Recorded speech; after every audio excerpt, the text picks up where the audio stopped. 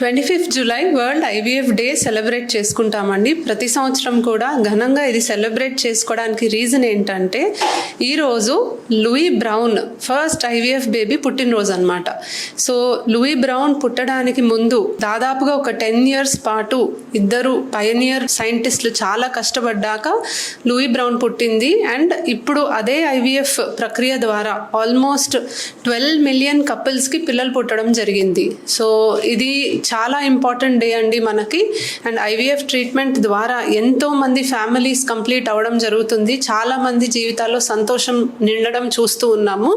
So ఇలా మేము ప్రతి ఇయర్ కూడా మా దగ్గర ఉన్న కపుల్స్ ఎవరైతే డెలివరీ అయ్యి బేబీస్ ఉన్నారో వాళ్ళు మా దగ్గరకు వస్తారు. అండ్ వాళ్ళని చూసి మేము చాలా గర్వంగా ఐవీఎఫ్ డేని సెలబ్రేట్ చేసుకుంటాము. ఐవీఎఫ్ డే ప్రస్తుతానికి సెలబ్రేట్ చేసుకోవడం ఇంకా ఎక్కువ ఇంపార్టెంట్ ఎందుకయింది అంటే ఇండియాలో టోటల్ ఫర్టిలిటీ రేట్ అనేది బాగా తగ్గుతుంది.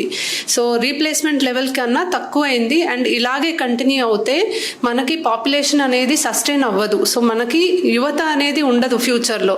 సో మనం గనక అడిక్వేట్ స్టెప్స్ తీసుకోకపోతే ఇలాగే పాపులేషన్ తగ్గిపోయి మన ఎకానమీ కూడా దెబ్బతింటుంది అనమాట. సో అందుకనే ఈ ఇయర్ ఇంకా ప్రత్యేకంగా ఈ ఐవీఎఫ్ డేని మనం సెలబ్రేట్ చేసుకుంటున్నాం. Thank you.